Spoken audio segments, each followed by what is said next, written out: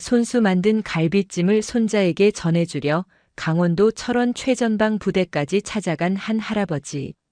하지만 규정이 먼저라며 그를 문전박대한 젊은 장교는 잠시 후 할아버지의 전화 한 통이 불러온 거대한 폭풍을 상상조차 하지 못했습니다. 영상 시청 전에 구독과 좋아요 부탁드립니다. 저희에게 큰 힘이 됩니다. 10월의 마지막 주 강원도 철원의 새벽 공기는 칼날처럼 날카로웠다. 밤새 웅크리고 있던 대지가 희뿌연 입김을 토해내는 시간.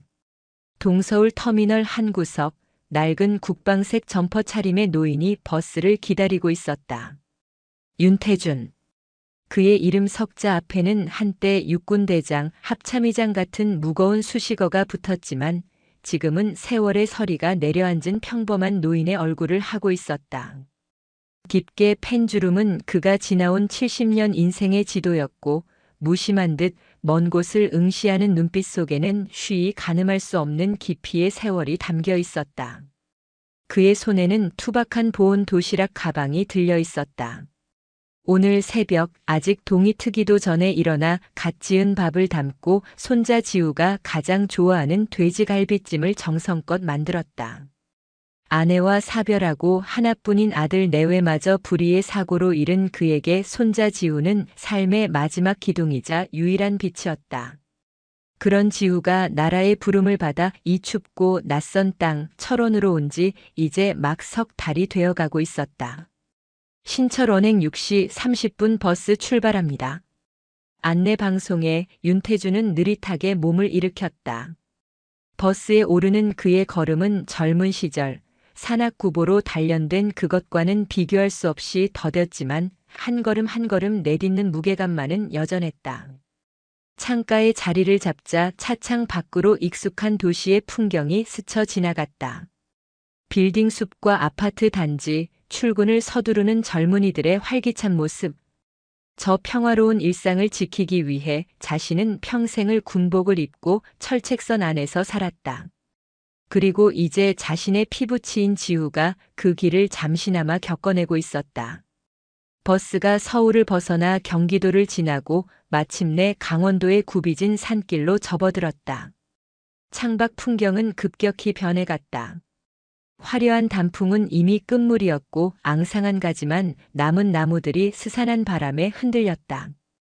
길가에 드문드문 나타나는 지뢰 표지판과 군사보호구역이라는 팻말이 이곳이 어떤 땅인지를 실감케 했다. 윤태준은 눈을 감았다. 눈꺼풀 뒤로 수십 년 전의 기억들이 파노라마처럼 스쳐 지나갔다. 소대장 시절 바로 이 근방에서 매복 작전을 하다가 동상에 걸려 발가락을 잘라낼 뻔했던 기억. 중대장 시절 부하의 오발 사고로 가슴 철렁했던 밤. 대대장으로 부임해 처음 지휘봉을 잡았던 날의 그 무거운 책임감. 그리고 마침내 별을 달고 군단장이 되어 이 북녘 땅 전체를 호령하던 시절까지. 그의 청춘과 장년이 고스란히 녹아있는 땅이었다. 그는 이 땅의 모든 골짜기와 능선을 자신의 손금처럼 훤히 꿰고 있었다. 이 땅을 지키기 위해 산화한 전우들의 얼굴이 바람소리에 섞여 들려오는 듯 했다. 할아버지, 군인이 되는 건 어떤 기분이에요? 입대를 앞둔 지우가 물었었다. 녀석은 어릴 적부터 유난히 할아버지를 따랐다. 윤태준의 낡은 군복을 입어보고 낡은 군모를 써보며 할아버지처럼 멋진 군인이 될래요라고 말하던 아이였다. 윤태준은 그때 지우의 머리를 쓰다듬으며 말했다. 군인이 된다는 건 내 이름 석자 앞에 나가 아닌 우리를 먼저 세우는 법을 배우는 거란다. 내 어깨에 나 혼자만의 삶이 아니라 내가 지키는 사람들의 삶을 함께 짊어지는 법을 배우는 거지. 고되고 외롭고 때로는 억울한 길일 수도 있다. 하지만 그 무게를 견뎌냈을 때 비로소 진짜 어른이 되는 거란다. 그렇게 말은 해주었지만 막상 깡마른 체구의 손자가 훈련소에 들어가는 뒷모습을 보았을 때 그의 마음은 천갈래 만갈래로 찢어지는 듯했다. 애지중지 키운 세상 물정 모르는 강아지 같기만 한 녀석이 과연 그 험한 군 생활을 잘 견뎌낼 수 있을까?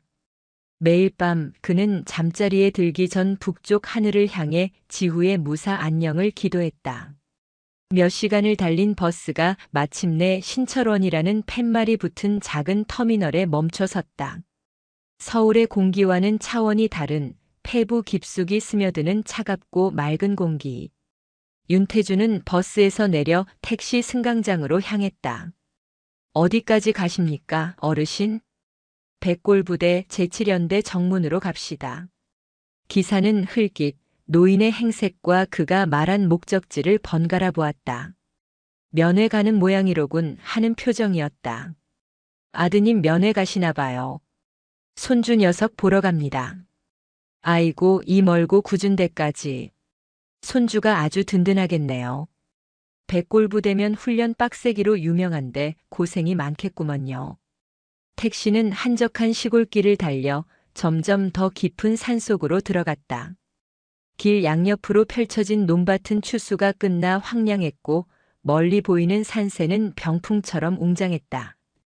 마침내 저 멀리 위압적인 위병소와 살아도 백골, 죽어도 백골, 필사즉생 골육지정이라는 섬뜩하면서도 비장한 구호가 새겨진 부대 정문이 나타났다. 제7연대 용호연대.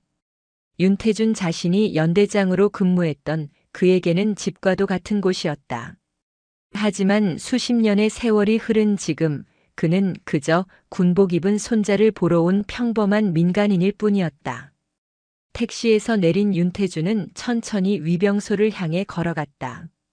심장이 미세하게 떨려왔다. 단순한 손자 면회의 설렘 때문만은 아니었다.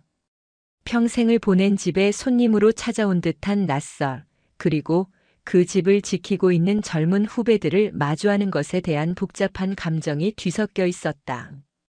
위병소 앞 차단기 옆 방탄모를 눌러쓴 위병 2명이 총을 맨 채 부동자세로 서 있었다. 그리고 그들 앞에는 갓 다림질한 듯 각 잡힌 전투복 차림의 젊은 장교 1명이 팔짱을 낀 채 서 있었다. 언뜻 보아도 갓 임관한 티가 나는 뻣뻣하고 젊은 기운이 넘치는 중이었다. 명찰에는 김도진이라는 이름이 새겨져 있었다. 윤태준이 다가가자 김도진 중위가 날카로운 눈으로 그를 위아래로 훑쳤다. 그 시선에는 환대나 존중보다는 경계와 귀찮음이 먼저 묻어났다. 무슨 일로 오셨습니까? 목소리는 젊었지만 일부러 낮게 깔아 권위를 세우려는 듯한 톤이었다. 수고 많으십니다. 여기 7연대 본부중대 소속 윤지후 이병 면회하러 왔습니다. 윤태준은 최대한 부드러운 목소리로 말했다. 하지만 김도진 중위의 표정은 조금도 변하지 않았다. 그는 손목 시계를 한번 흘깃 보고는 딱딱하게 대답했다. 지금은 면회 시간 아닙니다. 그리고 금일은 부대 사정으로 인해 모든 병사의 면회, 외출, 외박이 통제됩니다. 아, 그렇습니까? 혹시 언제쯤 면회가 가능한지 알 수 있을까요? 제가 새벽부터 먼 길을 와서 오늘 안으로는 불가능합니다. 돌아가십시오. 김도진 중위의 대답은 단호했다. 마치 기계가 정해진 값을 출력하듯 감정이나 융통성은 한치도 섞여 있지 않았다. 그의 시선은 이미 윤태준을 지나쳐 부대 안쪽을 향해 있었다. 무언가 중요한 일을 앞두고 있고 이 늙은 민간인은 그저 방해물에 불과하다는 태도가 역력했다. 윤태준은 순간 할 말을 잃었다. 물론 군대라는 조직의 특수성을 누구보다 잘 안다. 작전이나 특별한 훈련이 있다면 면회 통제는 당연한 조치다. 하지만 저 젊은 장교의 태도는 단순히 규정을 설명하는 것을 넘어 상대를 무시하는 듯한 냉기가 서려 있었다. 사람에 대한 최소한의 예의나 먼 길을 찾아온 노인에 대한 배려가 전혀 느껴지지 않았다. 혹시 무슨 특별한 훈련이라도 있습니까? 사정을 안다면 기다리는 데 도움이 될 것 같아서 그렇습니다. 윤태준이 다시 한번 차분하게 물었다. 그러나 김도진 중위는 고개를 돌려 그를 쏘아보았다. 그의 눈빛에 짜증이 어렸다. 민간인께서 아실 필요 없는 군사보안 사항입니다. 규정상 안 된다고 말씀드렸습니다. 더 이상 업무 방해하지 마시고 돌아가 주십시오. 민간인. 그 단어가 윤태준의 귓가에 유난히 크게 박혔다. 평생을 군인으로 살아온 자신에게 이제 갓소위 티를 벗었을 법한 젊은 장교가 던진 그 단어는 묘한 감정을 불러일으켰다. 서운함도 분노도 아니었다. 그저 깊은 안타까움이었다. 군복의 무게는 계급장에서 나오는 것이 아니라 그 군복을 입고 국민을 대하는 태도에서 나오는 것임을 저 젊은이는 아직 모르고 있었다. 윤태준은 한숨을 삼키며 마지막으로 물었다. 그럼 중대장이나 혹은 당직 사관과 잠시 통화라도 할 수 있겠습니까? 손주 녀석에게 가져온 이 음식이 식기 전에 얼굴이라도 잠시 보고 전달만이라도 하고 싶은데. 안 됩니다. 김도진 중위는 윤태준의 말을 자르며 못 박았다. 소대장인 제가 안 된다고 판단했습니다. 지금 부대는 사단장님 순시 준비로 전 부대원이 비상입니다. 이등병 하나 때문에 부대 규율을 무너뜨릴 수는 없습니다. 어르신, 군대는 어르신이 생각하는 그런 호락호락한 곳이 아닙니다. 이제 그만 돌아가시지요. 그의 말은 비수처럼 날아와 윤태준의 가슴에 꽂혔다. 호락호락한 곳이 아니다. 평생을 바쳐 지켜온 그리고 만들어온 군대를 이제 막군 생활을 시작한 젊은 장교에게서 부정당하는 기분이었다. 차가운 철원의 바람이 휑하니 불어와 낡은 점퍼 자락을 흔들었다. 윤태준은 더 이상 아무 말도 하지 않았다. 김도진 중위는 팔짱을 낀 채 마치 승리한 장수처럼 꼿꼿한 자세로 서 있었고 그 뒤에 위병들은 훈련받은 대로 미동도 없이 전방을 주시하고 있었다. 견고한 성체처럼 닫힌 부대 정문. 그 앞에서 손자를 위해 싸들고 온 도시락 가방을 든 초라한 노인은 마치 거대한 벽 앞에 선 것처럼 무력했다. 북녘에서 불어온 바람은 그가 평생 지켜온 철책선보다 더 차갑고 날카롭게 느껴졌다. 윤태준은 조용히 몸을 돌렸다. 하지만 그는 돌아가지 않았다. 정문에서 조금 떨어진 버스 정류장 의자에 앉아 굳게 닫힌 위병소를 말없이 바라보기 시작했다. 그의 눈빛은 어느새 평범한 노인의 그것이 아닌 깊은 상념에 잠긴 늙은 불곰의 것으로 변해가고 있었다. 아직 해는 중천에 떠 있었지만 철원의 겨울은 너무나도 빨리 찾아오고 있었다. 김도진 중위는 차단기 너머로 멀어지는 노인의 구분 등을 차갑게 응시했다. 그의 머릿속은 임무완수라는 네 글자로 가득 차 있었다. 조금의 동정이나 미안함은 없었다. 오히려 규정과 원칙에 따라 잠재적 위험 요소를 성공적으로 차단했다는 비정한 만족감마저 들었다. 저런 식으로 감정에 호소하며 원칙을 무너뜨리려는 시도는 군에서 가장 경계해야 할 적이었다. 정이라는 이름의 바이러스는 단단한 강철 조직을 부식시키는 녹과 같다. 김도진은 그렇게 배웠고 또 그렇게 믿었다. 그는 몸을 돌려 다시 부대 안쪽으로 걸음을 옮겼다. 그의 발걸음은 한치의 오차도 없이 보폭을 유지했고 등은 대나무처럼 굳건했다. 위병소 근무자들은 그의 뒷모습을 보며 저도 모르게 마른 침을 삼켰다. 김도진 중위. 육군사관학교를 차석도 아닌 수석으로 졸업한 괴물.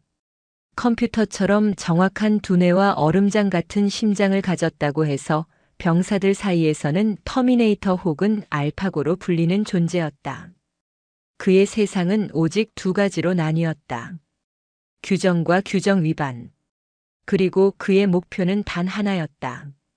이 견고한 백골 부대에서 가장 완벽한 장교가 되어 최단기 진급 기록을 세우고 저 높은 곳, 별들이 반짝이는 자리까지 올라서는 것. 그러기 위해 다음 주 월요일로 예정된 사단장 순시는 그의 군 생활 첫 번째 중대 관문이었다. 사단장 이상철 소장. 그 역시 육사 출신의 전설적인 인물이었다. 야전 경험이 풍부하고 특히 부대의 군기와 전투 준비 태세를 무엇보다 중시한다고 알려져 있었다. 그런 그의 눈에 들기 위해 김도진은 지난 한 달간 자신과 소대원들을 극한까지 몰아붙였다. 하루 4시간 이상 잠을 재우지 않았고 개인 정비 시간에도 총기 수입과 장비 점검을 시켰다. 전투화의 광택, 전투복의 주름, 관물대의 각, 심지어 병사들의 두발 상태까지 그의 매뉴얼에서 벗어나는 것은 단 하나도 용납되지 않았다. 소대장님 오셨습니까? 막사 입구에서 마주친 부소대장이 굳은 얼굴로 경례했다. 김도진은 짧게 턱짓으로 답하며 물었다. 생활관 상태는? 방금 전 최종 점검 마쳤습니다. 먼지 한 톨 없습니다. 내가 직접 확인한다. 김도진은 성큼성큼 생활관 안으로 들어섰다. 10여 명의 소대원들이 일제히 자리에서 일어나 부동자세로 그를 맞았다. 생활관 내부는 그의 지시대로 모든 것이 완벽하게 정돈되어 있었다. 바닥은 거울처럼 반짝였고 관물대 속 전투복과 속옷들은 자로 잰 듯 개어져 있었다. 하지만 김도진의 눈은 매처럼 날카롭게 약점을 찾아 헤맸다. 그는 한 병사의 관물대 앞으로 다가가 멈춰섰다. 윤지후 이병. 오늘 아침 그의 할아버지라는 노인이 찾아왔던 바로 그 병사였다. 김도진은 말없이 윤지후의 관물대를 열었다. 완벽했다. 하지만 그는 만족하지 않고 관물대 가장 아래쪽 전투화가 놓인 곳을 손가락으로 쓱 훑쳤다. 그의 손끝에 미세한 먼지가 묻어나왔다. 생활관 전체에 싸늘한 정적이 흘렀다. 윤지후 이병. 이병 윤. 지. 후. 지후가 목이 터져라 외쳤다. 김도진은 그 먼지를 지후의 코앞에 들이밀며 나직하지만 얼음 같은 목소리로 말했다. 이게 뭐지? 죄송합니다. 사단장님이 내 전투와 밑창까지 확인하실 것 같나? 아니. 하지만 이 작은 먼지 하나가 내 정신 상태를 보여주는 거다. 이 정도면 되겠지 하는 안일함. 아무도 못 보겠지 하는 요행. 그 작은 구멍 하나가 둑 전체를 무너뜨린다. 알겠나? 알겠습니다. 소대원 전체 전투와 다시 닦는다. 30분 주겠다. 내가 다시 와서 확인할 때 이보다 못한 전투화가 있으면 전원 연병장으로 집합시킨다. 실시. 실시. 병사들은 일사불란하게 움직이기 시작했다. 그 모습을 지켜보던 김도진은 다시 한번 윤지후를 돌아봤다. 할아버지 면회. 그는 속으로 코웃음을 쳤다. 저런 나약한 정신 상태의 병사에게 가장 필요한 것은 가족의 위로가 아니라 강철 같은 군기였다.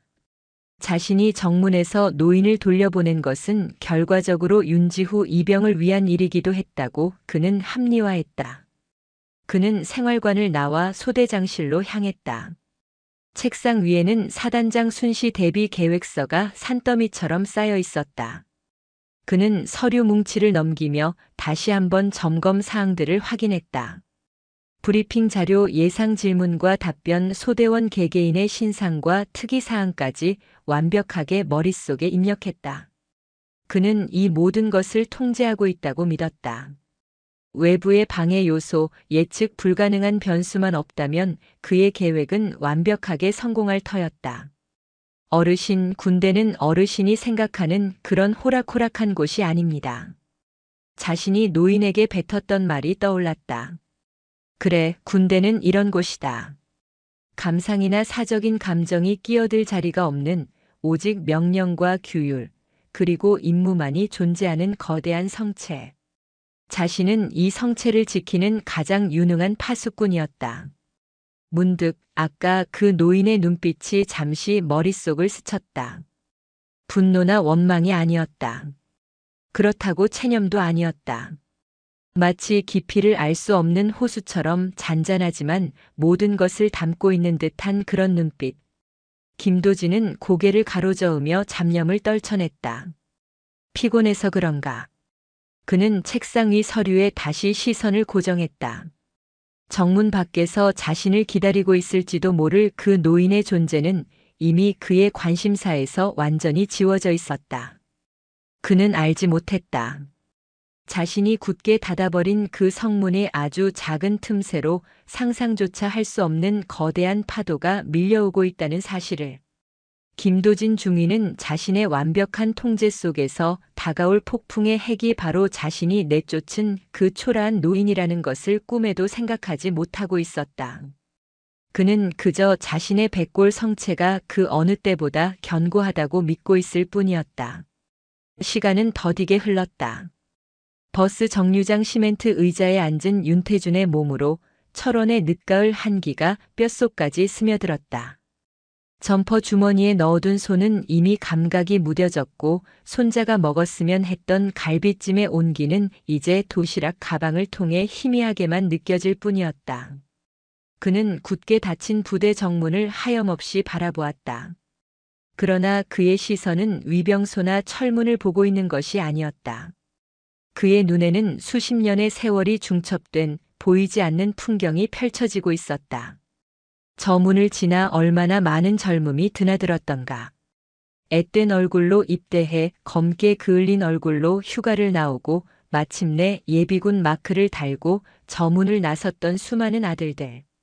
그들 중에는 무사히 부모의 품으로 돌아간 이들도 있었지만 안타깝게 별이 되어 돌아오지 못한 이들도 있었다.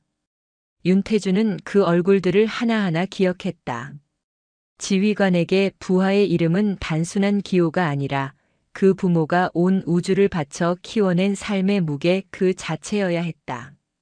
그는 문득 30여 년 전 자신이 대대장으로 있던 시절을 떠올렸다. 당시에도 오늘 마주친 김도진 중위처럼 아주 의욕 넘치고 FM을 신봉하는 젊은 소위가 있었다. 그 소위는 혹한기 훈련에서 부하들을 너무 강하게 몰아붙였다. 규정된 행군 거리보다 더 먼 거리를 정해진 휴식 시간도 줄여가며 완벽한 결과 보고를 만들어내려 했다. 결국 탈진한 병사가 실족하여 발목이 부러지는 사고가 발생했다. 그때 윤태준은 그 소위를 불러다 불호령을 내리지 않았다. 대신 뜨거운 물에 수건을 적셔와 꽁꽁 언 소위의 손을 녹여주며 조용히 말했다. 김소위. 규정집 첫 장에 병사들의 목숨을 지키는 것이 군인의 최우선 임무라고 쓰여 있는 건 읽어봤나? 예, 읽어봤습니다. 그런데 규정집에는 병사들이 흘리는 눈물의 온도나 추위에 떠는 부모의 마음까지는 나와 있지 않다네. 지휘관은 그 규정집에 없는 것까지 읽을 줄 알아야 해. 자네가 휘두르는 그 규정이라는 칼이 자네가 지켜야 할 부하들을 향해서는 안 되네. 그 칼은 적을 향할 때만 칼날이 서는 법이야. 그 젊은 소위는 뜨거운 눈물을 쏟아냈다. 훗날 그는 누구보다 병사들을 아끼고 존경받는 훌륭한 지휘관으로 성장했다. 윤태준은 김도진 중위의 뻣뻣한 얼굴 위로 그 옛날 젊은 소위의 얼굴을 겹쳐보고 있었다. 저 젊은이도 누군가 제대로 된 가르침을 준다면 분명 좋은 군인이 될 제목이었다. 강철은 단단하지만 올바른 방향으로 두드려야 명검이 된다. 잘못 두드리면 그저 깨진 쇠조각에 불과하게 된다. 가르침. 그 단어가 윤태준의 뇌리에 박혔다. 단순히 손자를 만나고 음식을 전해주지 못한 것에 대한 서운함은 이미 오래전에 사라졌다. 지금 그의 마음을 채운 것은 군의 대선배로서 그리고 인생의 선배로서 저 길 잃은 젊은 장교를 바로잡아주고 싶은 책임감이었다. 저런 식의 리더십은 부하들의 마음을 얻지 못한다.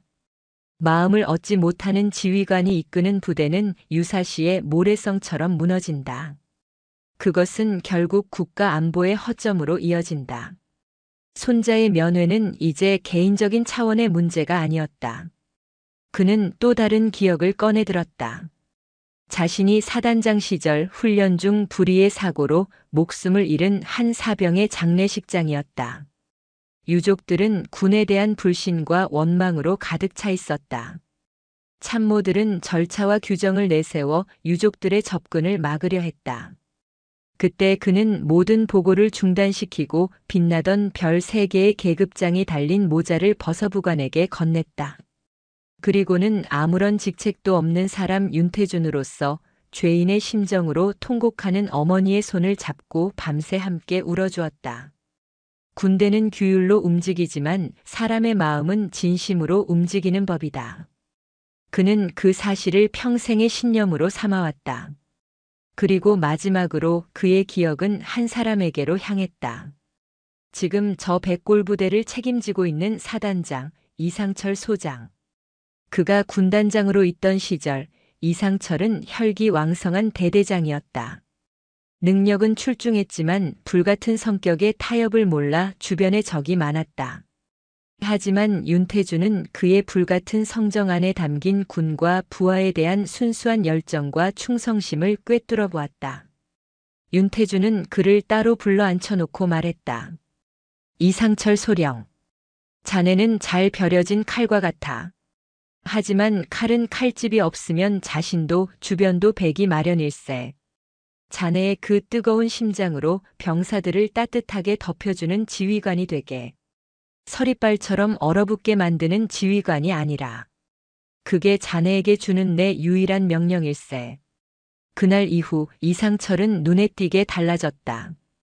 그의 리더십은 강함과 부드러움을 겸비하게 되었고 마침내 그는 모두가 존경하는 사단장의 자리에까지 올랐다. 윤태주는 자리에서 천천히 일어섰다. 몸은 춥고 굳어 있었지만 마음속에는 하나의 결심이 굳건하게 자리 잡았다. 그는 낡은 점퍼 안주머니에서 구형 폴더폰을 꺼내 들었다.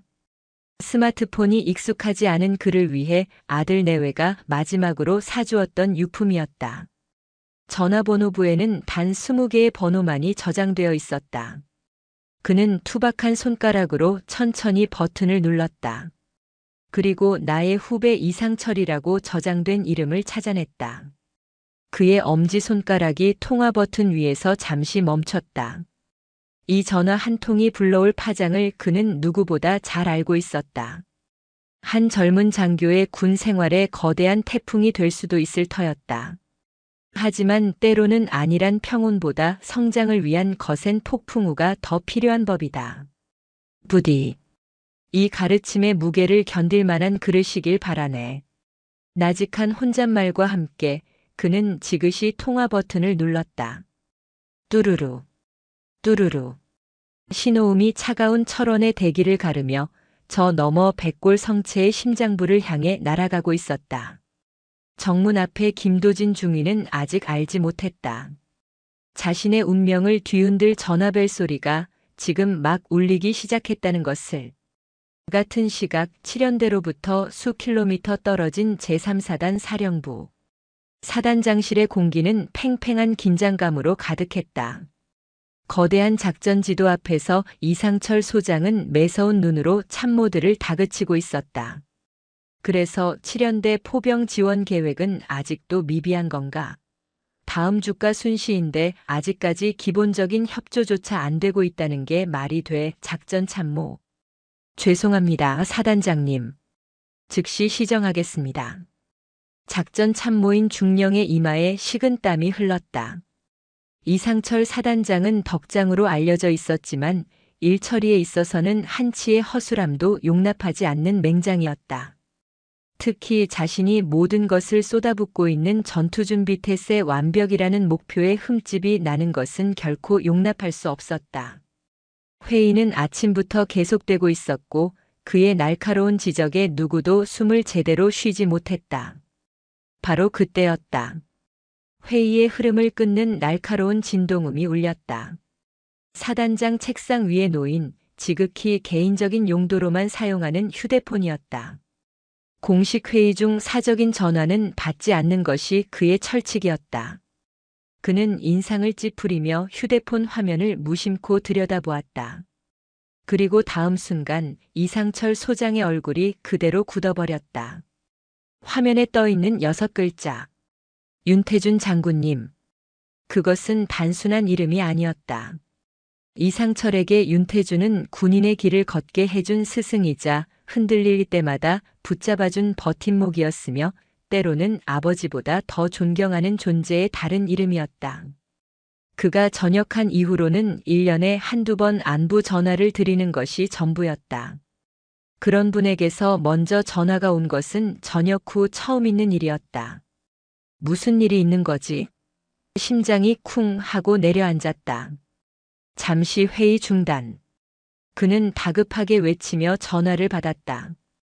그의 목소리는 자기도 모르게 한 옥타브 높아졌고 꼿꼿했던 허리는 저절로 숙여졌다.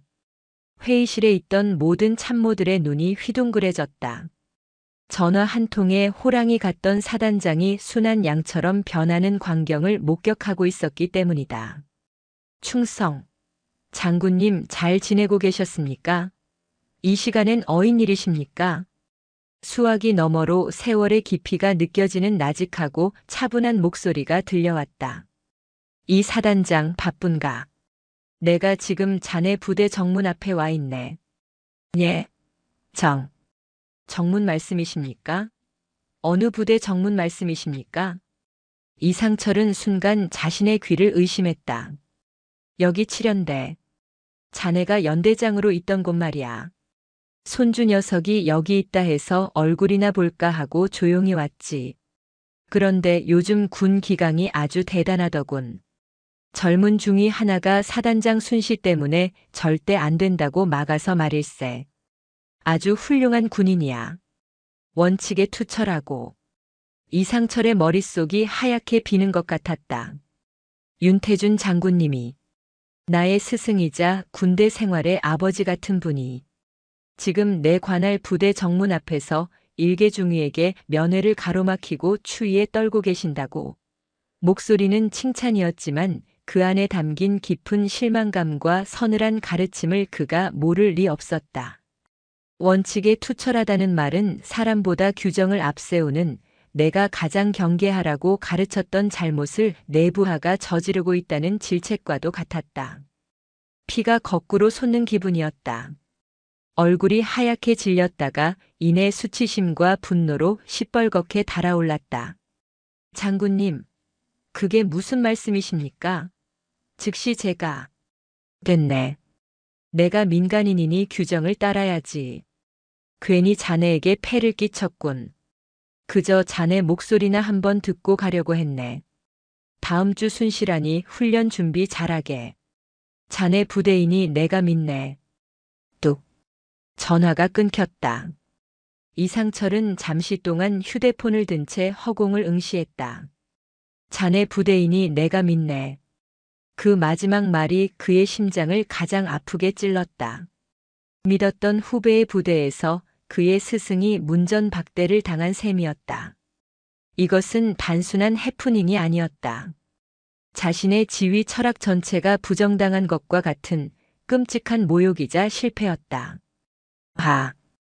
짧은 탄식과 함께 그는 손에 든 휴대폰을 책상에 거의 내던지다시피 했다. 회의실의 모든 참모들은 숨을 죽였다. 폭풍 전의 고요. 이윽고 이상철이 고개를 들었다. 그의 눈은 분노로 이글거리고 있었다. 참모장. 예, 사단장님. 당장 내 차 대기시켜. 헬기가 빠른가 차가 빠른가. 지금 바로 출발하시면 지휘 차량이 더 빠를 것 같습니다. 좋아. 칠연대. 지금 당장 칠연대 연대장, 부연대장, 주임원사, 그리고 이대대 대대장 작전과장, 전원 5분 내로 연대 정문 앞으로 집합하라고 해. 한 놈이라도 늦으면 그날로 군복 벗을 줄 알아. 그의 목소리는 사령부 전체를 뒤흔드는 포효와도 같았다. 그리고 그는 잠시 숨을 고르더니 가장 중요한 명령을 내렸다. 칠연대 이대대 본부중대 소속 김도진 중위. 그자의 신상 지금 즉시 내 차로 전송해. 그리고 그자도 당장 정문으로 오라고 전달해. 내가 직접 얼굴을 봐야겠다. 사단장실의 문이 열리고 이상철이 폭풍처럼 복도를 가로질러 나갔다. 그가 지나가는 길목의 모든 장병들은 칼같이 경례를 붙였다. 사령부 전체가 거대한 벌집을 건드린 듯 윙윙거리기 시작했다. 무전기에서는 다급한 목소리들이 오갔고 전화벨이 쉴 새 없이 울려댔다. 칠연대로 사단장님께서 7연대 정문으로 가신다. 산맥처럼 고요하던 제3사단 사령부는 낡은 폴더폰에서 시작된 단 한 통의 전화로 인해 뿌리부터 뒤흔들리고 있었다. 그 거대한 진동의 파도는 이제 아무것도 모른 채 자신의 성체 안에서 만족감에 젖어 있던 한 젊은 중위를 향해 무서운 속도로 달려가고 있었다. 김도진 중위는 소대장실 책상에 앉아 방금 전 수정 완료한 순시 대비 브리핑 자료를 흐뭇하게 바라보고 있었다. 모든 것이 그의 계획대로 착착 진행되고 있었다. 병사들의 군기는 최고조에 달했고 정비 상태는 완벽했으며 서류상으로도 한치의 오차가 없었다. 정문에서의 작은 소동은 오히려 자신의 원칙주의적인 면모를 보여줄 좋은 기회였다고까지 생각했다. 그때였다. 책상 위에 전화기가 미친 듯이 울렸다. 중대장 직통 번호였다. 충성. 중위 김도진입니다. 김중위, 너 지금 당장 정문에서 무슨 짓을 한 거야? 수화기 너머로 들려온 중대장의 목소리는 평소의 차분함이라고는 찾아볼 수 없는 다급하고 날카로운 비명에 가까웠다. 무슨 일이십니까? 정문 말입니까? 아까 면회객 한 분이 오셨으나 규정대로 조치했습니다. 김도진은 여전히 침착하게 자신이 한 일을 조치라고 표현했다. 그 규정 타령하다 우리 중대 다 날아가게 생겼어, 이 자식아. 웬 노인분 한 분 오셨었어? 대답해. 예, 그렇습니다. 신원 확인 후 면회 불가 방침을 안내하고 돌려보냈습니다. 돌려보내? 아이고, 이 미친놈아. 그분이 지금 어디 계신지 알아? 너 지금 당장 정문으로 튀어와. 빨리. 하지만 중대장님 영문을. 툭. 중대장은 김도진의 말이 끝나기도 전에 전화를 끊어버렸다. 김도진은 잠시 어안이 벙벙했다. 중대장이 저렇게 흥분하는 모습은 처음이었다. 도대체 그 노인이 누구길래? 하지만 상급자의 명령이었다. 그는 의아함을 안고 자리에서 일어서려 했다. 그 순간 이번에는 일반 전화기가 아닌 그의 개인 휴대폰이 격렬하게 울렸다. 화면에 뜬 이름은 그를 자리에서 거의 뛰어오르게 만들었다. 대대장님. 충성. 중위 김도진 전화 받았습니다. 김도진 중위. 너 미쳤어? 도대체 누구한테 그런 짓을 한 거야? 대대장의 목소리는 분노를 넘어 거의 절규에 가까웠다. 전화기 너머로 거친 바람소리와 다급한 발걸음 소리가 섞여 들렸다. 대대장님, 저 정문에서의 일 때문이시라면. 닥쳐. 그분이 누구신지 알아? 몰라. 사단장님께서, 이상철 사단장님께서 지금 이쪽으로 오고 계신다. 내 이름 정확히 지목하셨어. 넌 이제 끝났어, 이 새끼야. 당장 정문으로 안 튀어오고 뭐해. 쿵. 김도진의 심장이 바닥으로 떨어지는 소리가 들리는 듯 했다. 사단장님께서 내 이름을 지목하셨다고. 머릿속이 새하얘졌다. 그의 완벽했던 계획, 그의 빛나던 미래, 그 모든 것이 한순간에 산산조각 나는 소리가 들렸다. 그 초라한 행색의 노인이 사단장과 직접적인 연관이 있는 인물이었다니. 사단장님의 아버지, 아니면 가까운 친척? 어떤 경우든 그는 돌이킬 수 없는 실수를 저지른 것이었다. 당장 가겠습니다. 김도진은 전화기를 거의 집어 던지다시피 하고 사무실을 뛰쳐나왔다. 복도는 이미 아수라장이었다. 행정반의 병사들은 겁에 질린 얼굴로 무전기만 붙잡고 있었고 다른 소대 간부들도 모두 사무실에서 뛰쳐나와 어쩔 줄 몰라 하고 있었다. 사단장님이 직접 오신단다. 정문으로. 대체 무슨 일이야? 순시는 다음 주 아니었어? 김도진 중위가 정문에서 사고 쳤다던데? 웅성거리는 소리들이 비수처럼 그의 귀에 박혔다. 그는 막사를 뛰쳐나와 정문을 향해 미친 듯이 달리기 시작했다. 달리면서도 머릿속은 수만 가지 생각으로 뒤엉켰다. 그 노인의 얼굴이 떠올랐다. 분노도 원망도 없던 그 깊고 잔잔한 눈빛. 그 눈빛의 의미를 그는 이제야 어렴풋이 알 것 같았다. 그것은 동정이 아니었다. 거대한 산이 발밑에 작은 돌멩이를 내려다보는 듯한 그런 눈빛이었다. 저 멀리 정문이 보였다. 이미 정문 앞에는 믿을 수 없는 광경이 펼쳐지고 있었다. 중대장의 지휘 차량, 대대장의 지프가 아무렇게나 멈춰 서 있었고 심지어 연대장의 검은색 세단까지 도착해 있었다. 중대장, 대대장, 그리고 하늘처럼 높게만 보였던 연대장까지 모두 전투모를 고쳤으며 안절부절 못하고 있었다. 그들은 모두 똑같은 방향, 부대 밖 도로의 끝을 초조하게 바라보고 있었다. 김도진이 숨을 헐떡이며 그들 곁으로 달려가자 모든 시선이 그에게로 향했다. 연대장의 눈에서는 불이 뿜어져 나왔고 대대장은 그를 잡아먹을 듯이 노려봤다. 중대장은 거의 울 것 같은 얼굴로 고개를 가로저었다. 김중희, 넌 대체... 중대장은 말을 잇지 못했다. 그 순간 저 멀리 도로의 커브길에서 검은색 지휘 차량 여러 대가 먼지 구름을 일으키며 나타났다. 선두 차량의 깃대에는 백골부대의 용맹을 상징하는 두 개의 별 사단장 깃발이 선명하게 펄럭이고 있었다. 다가오는 폭풍. 김도진은 이제 자신이 그 폭풍의 눈 한가운데에 서 있다는 것을 깨달았다. 그의 다리가 후들거리기 시작했다. 그가 신념처럼 여겼던 규정이라는 성체는 다가오는 거대한 파도 앞에서 한낱 모래성에 불과했다.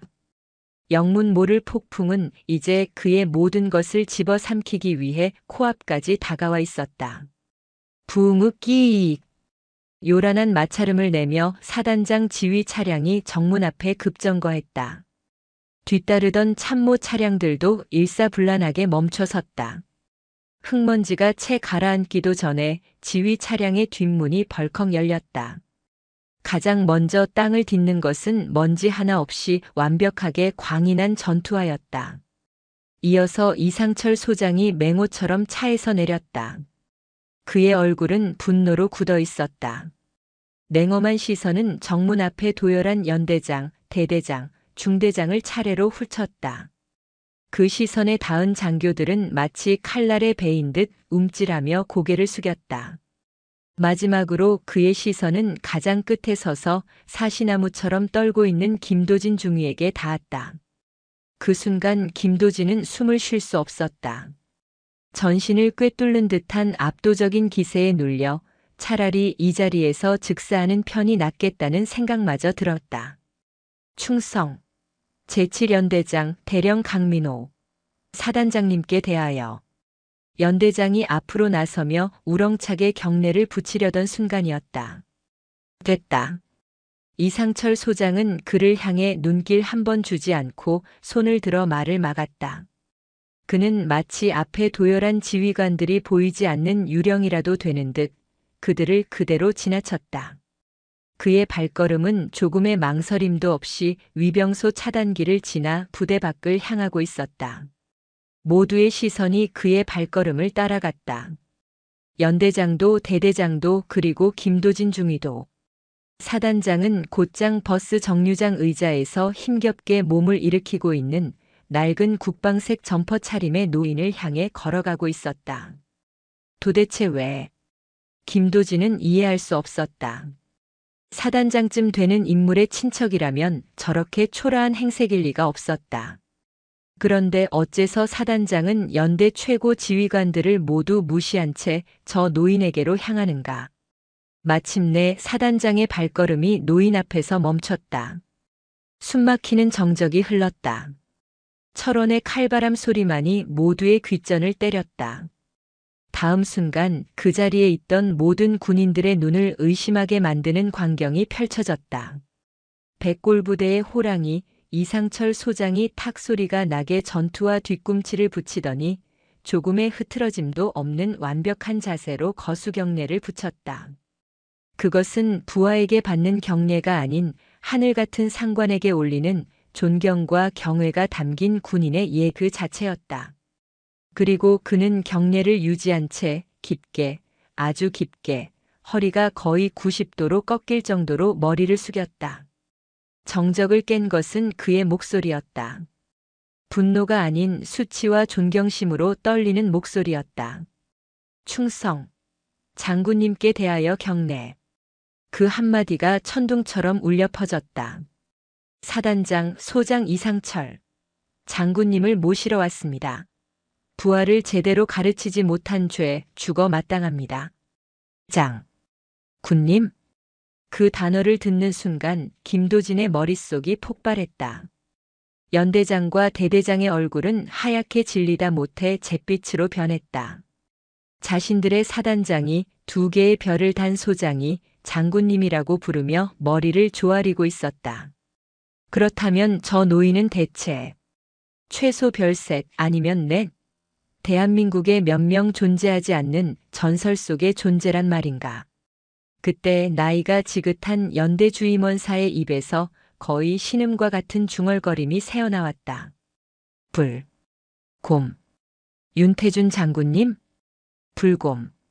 그 별명은 육사에 입학한 생도라면 누구나 한 번쯤 들어보는 이름이었다.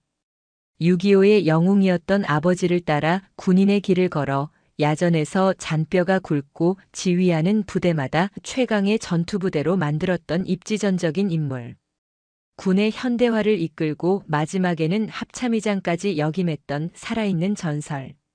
그러나 워낙 대쪽 같은 성품에 언론 노출을 꺼려 그의 최근 모습을 아는 젊은 장교는 거의 없었다. 김도진은 그제야 모든 것을 깨달았다. 자신이 내쫓은 노인은 단순한 면회객이 아니었다. 자신이 몸담고 있는 군이라는 거대한 피라미드의 최정점에 섰던 인물. 자신이 교과서에서나 배웠던 위대한 군대의 역사가 살아있는 모습으로 자신의 눈앞에 서 있었던 것이다. 자신이 그에게 무슨 짓을 했는가? 민간인. 군대는 호락호락한 곳이 아니다. 업무 방해. 자신의 오만하고 어리석었던 말들이 뇌를 후벼 팠다. 시야가 흐려지고 다리에 힘이 풀렸다. 휘청. 그의 몸이 기우뚱거리자 옆에 있던 중대장이 황급히 그를 부축했다. 윤태준은 여전히 평온한 얼굴로 고개를 깊이 숙인 이상철 소장의 어깨를 가만히 두드렸다. 이 사단장 됐네. 고개 들게. 그의 목소리는 낮고 조용했지만 그 어떤 호령보다도 무거운 권위가 실려 있었다. 어찌 이런 누추한 곳까지 오셔서 이토록 험한 대접을 받게 하셨습니까? 장군님, 제가 죄인입니다. 자네 죄가 아닐세. 내가 미리 연락하지 않은 탓이지. 자, 그만하고 안으로 들어가서 얘기하세. 어린 병사들 앞에서 사단장 체면이 뭐가 되나. 윤태준은 그렇게 말하며 자신을 부축하려는 이상철의 팔을 정중히 사양하고 혼자서 천천히 정문을 향해 걸었다. 그가 한 걸음 한 걸음 옮길 때마다 연대장부터 모든 장교들은 마치 모세 앞에 홍해가 갈라지듯 길을 트며 부동자세로 서서 허리를 숙였다. 김도진은 고개를 들 수 없었다. 전설이 그의 앞을 지나가고 있었다. 그는 자신이 쌓아올린 오만과 원칙의 성이 그저 조용히 걷는 노인의 발걸음 한 번에 먼지처럼 허물어지는 것을 온몸으로 느끼고 있었다. 그의 군 생활은 오늘 이 순간 완전히 끝났다고 생각했다. 7연대 본청, 가장 넓고 전망 좋은 연대장실은 주인을 잃은 채 싸늘한 정적에 잠겨 있었다. 진짜 주인은 연대장실 중앙의 소파에 조용히 앉아 있었고 이 부대의 현 지배자인 사단장은 마치 벌을 서는 초임 장교처럼 그의 곁에 부동자세로 서 있었다. 김도진 중위는 방 한가운데에 서 있었다. 사형 선고를 기다리는 죄수처럼 그는 감히 고개를 들지 못했다. 등 뒤에서는 식은땀이 폭포수처럼 흘러내렸다. 발밑의 바닥이 끝없는 심연으로 꺼져 내리는 듯한 감각. 그의 옆에는 이상철 사단장이 여전히 죄인처럼 서 있었다. 연대장 이하 다른 지휘관들은 모두 밖에서 대기하라는 명령이 내려졌다. 이 방 안에는 오직 세 사람. 전설과 그 전설을 모시는 현장의 지휘관, 그리고 그 전설에게 돌이킬 수 없는 과오를 저지른 젊은 장교만이 남아 있었다. 행정병이 조심스럽게 들어와 따뜻한 차를 내왔다. 윤태주는 찻잔을 들어 온기를 느끼며 조용히 입을 열었다. 그의 첫마디는 질책이 아니었다. 김도진 중위. 예, 장군님. 목소리가 심하게 떨려 나왔다. 자네가 군인으로서 원칙을 지키려 한 그 마음은 가상하네. 군은 원칙과 규율이 바로 서야 하는 조직이니 자네의 행동이 아주 틀렸다고만은 할 수 없지. 예상치 못한 말에 김도진은 저도 모르게 고개를 들었다. 윤태준의 눈은 그를 비난하고 있지 않았다. 그저 깊은 연민과 안타까움으로 그를 바라보고 있었다. 하지만 김중희. 윤태준은 찻잔을 내려놓았다. 쨍 하는 작은 소리가 방 전체의 공기를 얼어붙게 만들었다. 군복의 무게는 그 어깨 위에 달린 계급장에서만 나오는 것이 아닐세.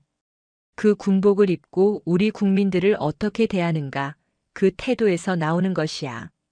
자네가 목숨처럼 지키는 그 규정이라는 것은 국민을 안전하게 지키기 위해 존재하는 것이지, 국민 위에 군림하고 그들을 내치기 위해 존재하는 것이 아닐세. 그의 목소리는 조용했지만 모든 단어가 강철의 무게를 가지고 김도진의 심장에 박혔다. 훌륭한 건축가가 아무리 높고 견고한 성벽을 쌓는들 무슨 소용인가. 그 성벽이 지켜야 할 백성을 적으로 돌린다면 그건 그저 돌무더기를 쌓은 것에 불과하다네. 자네는 오늘 성벽을 지키려다 그 성의 주인을 내쫓은 셈이야. 김도진은 더 이상 서 있을 수 없었다. 그의 눈에서 뜨거운 것이 주르륵 흘러내렸다. 자신의 신념, 자신의 자랑, 자신의 모든 것이었던 FM과 원칙이 얼마나 공허하고 오만한 것이었는지를 깨달았다. 그는 국민을 지키는 군인이 아니라 규정집 뒤에 숨은 겁쟁이에 불과했다. 윤태준의 시선이 이상철 사단장에게로 향했다. 이 사단장. 예, 장군님. 자네에게 내가 무엇을 가르쳤는가? 강철은 강하지만 외부의 충격보다 내부의 녹에 의해 더 쉽게 부러지는 법일세. 병사들의 마음을 얻지 못하는 군대는 유사시에 가장 먼저 부러지는 녹슨 강철과 같아. 그런데 자네 부대의 젊은 장교가 사람의 마음보다 규정집을 먼저 읽고 있다는 건 그 책임이 자네에게도 아주 크다는 뜻일세. 송구합니다, 장군님. 제가 지휘를 잘못했습니다. 이상철 사단장이 다시 한번 깊이 고개를 숙였다. 윤태준은 그를 만류하지 않았다. 그가 이 가르침의 무게를 온전히 느끼길 바랐다. 마침내 김도진은 무너져 내렸다. 그는 그 자리에 무릎을 꿇고 울음을 터뜨렸다. 군인이 되어서 그것도 전설적인 대선배 앞에서 눈물을 보이는 것은 죽기보다 수치스러운 일이었지만 그는 멈출 수가 없었다. 죄송합니다, 장군님. 제가 어리석었습니다. 죽을 죄를 지었습니다. 윤태준은 자리에서 일어나 무릎 꿇고 오열하는 김도진에게 다가갔다. 그리고 그의 어깨에 손을 얹었다. 일어나게. 그는 김도진을 일으켜 세웠다. 자네의 군 생활은 이제 겨우 첫걸음을 뗀 것일세. 오늘의 이 부끄러움과 깨달음을 도망치거나 잊으려 하지 말고 평생 뼈에 새기게.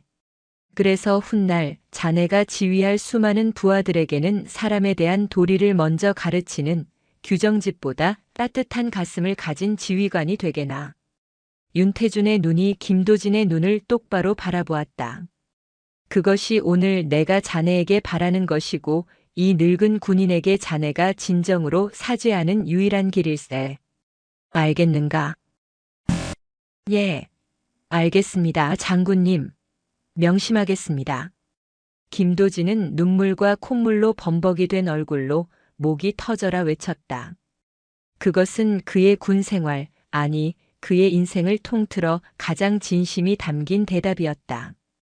윤태준은 그의 어깨를 한번 툭 두드려주고는 이상철 사단장을 향해 말했다. 이제 그만하고 내 손주 녀석 얼굴이나 보게 해주게. 이 갈비찜이 다 식었겠어. 그제야 방 안에 얼어붙었던 공기가 조금씩 녹기 시작했다. 윤지후 이병은 지옥과 천국을 오가는 기분이었다. 불과 1시간 전 그는 소대장 김도진 중위의 불호령에 따라 생활관 화장실 변기를 광이 나도록 닫고 있었다. 먼지 한 톨 사건으로 인해 소대 전체가 얼어붙었고 자신은 그 원흉으로 찍혀 숨도 제대로 쉬지 못하고 있었다. 이제 곧 김중희가 다시 와서 검사를 할 터였다. 그의 군 생활은 시작부터 완전히 꼬였다고 지우는 절망하고 있었다. 바로 그때 화장실 문이 벌컥 열리며 중대장 김진수 대위가 헐레벌떡 뛰어들어왔다. 중대장은 중대원 전체의 신과 같은 존재. 그런 그가 땀으로 젖은 얼굴로 자신을 찾고 있다는 사실에 지후의 심장은 덜컥 내려앉았다. 윤지후 이병. 이 이병. 윤. 지. 후. 지금 당장 작업 중지하고 내 관물대에서 가장 깨끗한 어급 전투복으로 갈아입는다. 5분 내로 중대장실 앞으로 집합. 알겠나? 예. 예, 알겠습니다. 지후는 이유도 모른 채 미친 듯이 뛰었다. 내가 무슨 사고를 쳤지? 화장실 청소를 잘못해서? 아니면 할아버지 면회건으로 부대에 무슨 피해라도 끼친 건가? 온갖 최악의 상상이 머리를 스쳤다. 허둥지둥 옷을 갈아입고 중대장실로 달려가자 중대장은 그의 옷매무새를 직접 바로잡아 주기까지 하며 말했다. 너 면회객 왔다. 나 따라와. 면회객? 지후는 고개를 갸웃했다. 할아버지는 아침에 오셨다가 돌아가셨을 텐데. 누구지? 그가 중대장을 따라 막사를 나서자 부대의 풍경은 완전히 달라져 있었다. 모든 병사들이 겁에 질린 얼굴로 건물 안에서 창밖만 훔쳐보고 있었고 간부들은 어쩔 줄 몰라 하며 이리 뛰고 저리 뛰었다. 연대 본청으로 향하는 길목마다 경계병들이 굳은 자세로 서 있었다. 마치 전쟁이라도 난 것 같았다. 본청 건물에 가까워질수록 분위기는 더욱 삼엄했다. 지후는 난생 처음 보는 높으신 분들연대장, 대대장이 복도에 초조하게 서성이는 것을 보았다.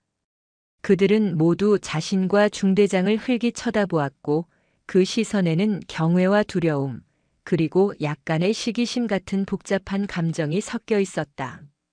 마침내 중대장이 연대장실 앞에서 걸음을 멈추고 문을 노크했다. 사단장님 윤지후 이병 대기했습니다. 사단장님?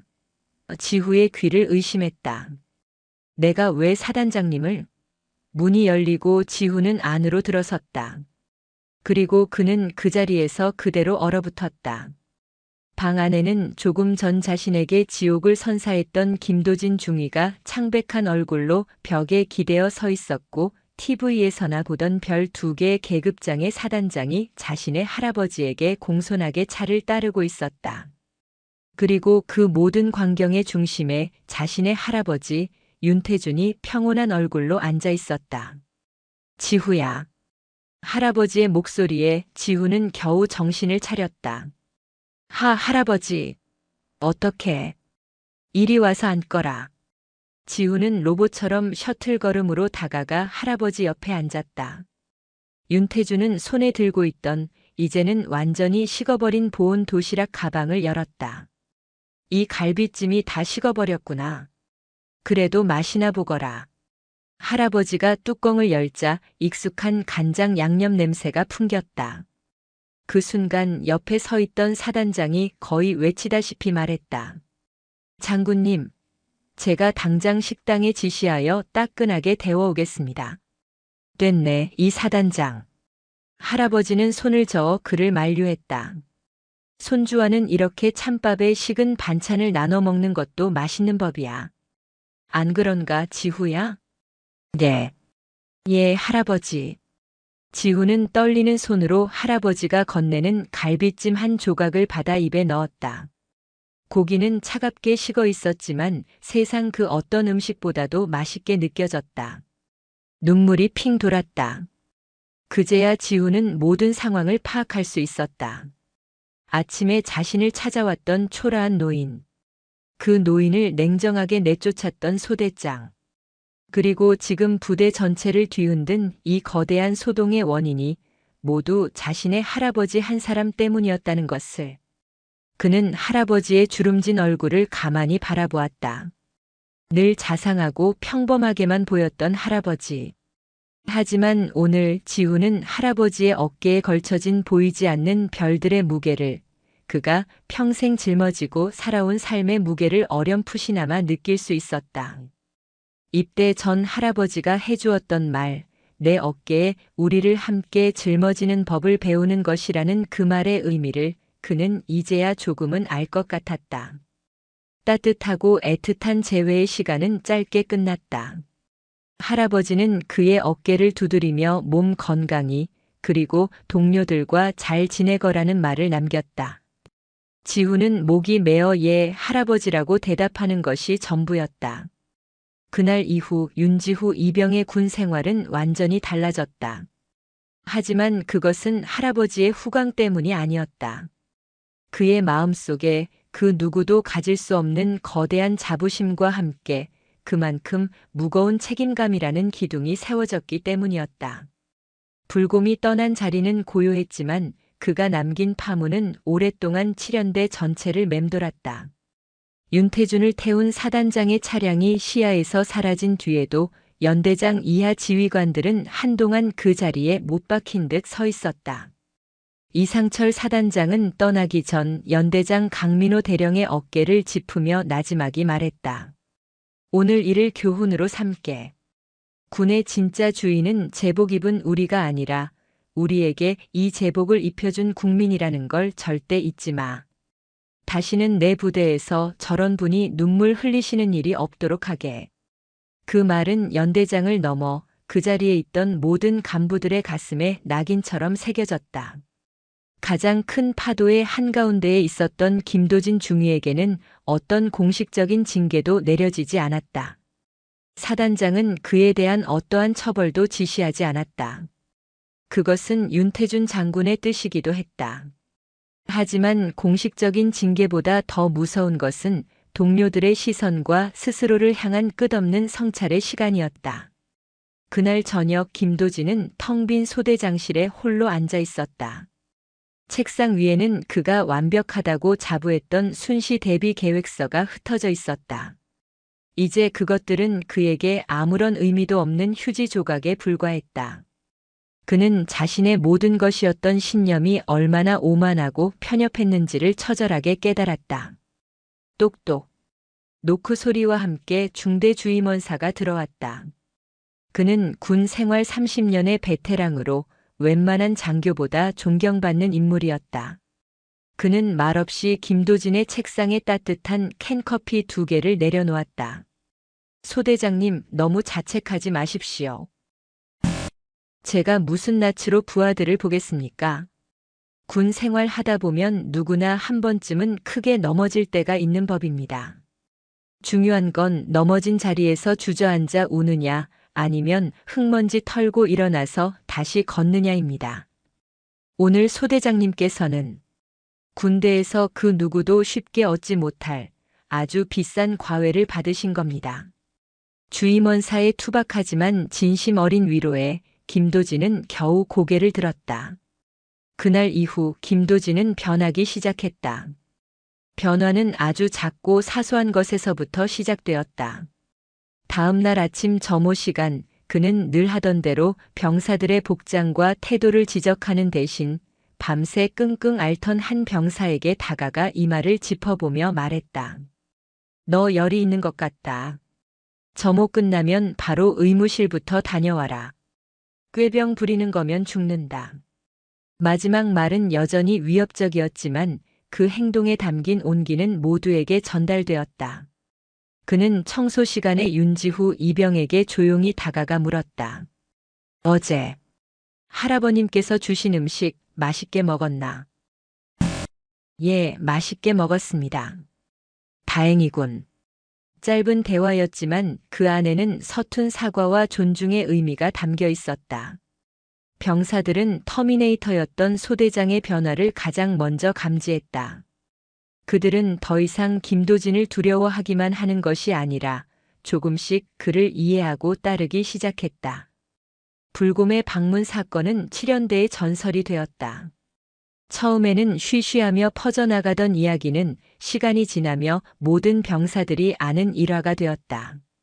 우리 부대는 합참의장 할아버지를 둔 이등병이 있는 부대다라는 우스갯소리는 곧 우리 부대는 군인의 도리를 일깨워준 전설이 다녀가신 부대다라는 자부심으로 바뀌어갔다. 김도진은 매일 밤 자신의 잘못을 복기했다. 그는 윤태준이 남긴 마지막 말을 떠올렸다. 사람에 대한 도리를 먼저 가르치는 따뜻한 가슴을 가진 지휘관이 되게나. 그것은 그의 남은 군 생활 동안 그리고 그의 인생 전체에서 붙잡아야 할 새로운 이정표가 되었다. 그는 자신의 낡은 규정집을 서랍 깊숙이 넣었다. 그리고 그 빈자리에 사람의 마음을 읽는 법에 대한 고민을 채워넣기 시작했다. 윤태준은 사단장이 내어준 검은색 세단을 타고 철원을 빠져나왔다. 그는 극구 사양했지만 스승님을 다시 버스 터미널에 홀로 내버려 두는 죄를 짓게 하지 말아달라는 이상철의 간곡한 청을 거절할 수 없었다. 하지만 그는 집까지 가는 대신 동서울로 향하는 첫 번째 휴게소에 내려달라고 했다. 여기서부터는 늙은이 혼자만의 시간이 필요하다네. 이만 돌아가서 자네 부대를 잘 살피게. 차창 밖으로 멀어지는 부하의 차를 보며 윤태준은 조용히 고속버스에 몸을 실었다. 그는 승리감이나 만족감을 느끼지 않았다. 대신 무거운 책임의 한 부분을 내려놓은 듯한 담담함이 그를 감쌌다. 차창 밖으로 스쳐 지나가는 가을의 마지막 풍경을 보며 그는 군의 미래를 생각했다. 김도진과 같은 젊은 장교들, 그리고 윤지후와 같은 젊은 병사들. 그들이 바로 이 나라의 미래였다. 자신이 오늘 심은 작은 씨앗 하나가 훗날 그들의 손에서 울창한 숲을 이루기를 그는 조용히 기도했다. 몇 주가 흘렀다. 김도진 중위는 더 이상 서류상의 완벽함에 집착하지 않았다. 그는 훈련장에서 병사들과 함께 뒹굴었고 그들의 땀과 숨소리에 귀를 기울였다. 그는 여전히 엄격했지만 그의 엄격함은 이제 부하들을 통제하기 위함이 아닌 그들을 지키기 위한 것이었다. 그는 진정한 리더가 되어가고 있었다. 윤지후 이병도 변했다. 어리바리했던 신병은 이제 없었다. 그는 묵묵히 자신의 임무를 수행했고 동료들을 먼저 챙겼다. 그는 할아버지의 이름을 입에 올리지 않았지만 그의 모든 행동 속에는 할아버지에 대한 깊은 존경심이 묻어나왔다. 그는 할아버지의 후광에 기대는 대신 스스로 할아버지의 자랑이 되는 길을 택했다. 초겨울의 문턱, 경기도 외곽 윤태준의 자택으로 편지 한 통이 배달되었다. 군용 편지지에는 손자 지후의 서툰 글씨가 담겨 있었다. 할아버지께. 이곳 철원의 겨울은 생각보다 일찍 찾아왔습니다. 추위는 힘들지만 동료들과 함께 견디니 버틸만 합니다. 할아버지, 그날 이후 저는 많은 생각을 했습니다. 그리고 이제야 할아버지가 말씀하셨던 군인의 무게가 무엇인지 아주 조금은 알 것 같습니다. 단순히 나라를 지키는 것을 넘어 사람의 마음을 지키는 것이 얼마나 중요한지를 깨닫고 있습니다. 저도 언젠가 할아버지처럼 제복의 무게를 자랑스럽게 견뎌내는 진짜 군인이, 진짜 어른이 되겠습니다. 늘 건강하십시오. 충성. 윤태준은 편지를 가슴에 품고 마당의 텃밭으로 나섰다. 겨울을 나기 위해 지프로 덮어놓은 땅을 바라보았다. 모든 것이 잠든 것처럼 보이지만 저 차가운 땅 속에서는 새로운 생명이 봄을 준비하고 있었다. 그는 북쪽 하늘, 철원이 있을 방향을 바라보았다. 해는 서산으로 기울고 있었지만 그의 얼굴에는 온화한 미소가 번졌다. 늙은 불곰은 이제 역사의 뒤안길로 물러났지만 그의 정신은 잠들지 않았다. 그것은 차가운 철책선을 지키는 젊은 장교의 뜨거운 가슴 속에서, 그리고 할아버지를 자랑스러워하는 어린 병사의 굳건한 다짐 속에서 영원히 살아 숨 쉴 것이었다. 대한민국의 하늘 아래 희망의 씨앗은 그렇게 조용하지만 끈질기게 자라나고 있었다. 영상이 유익하셨다면 구독과 좋아요, 댓글까지 부탁드리겠습니다.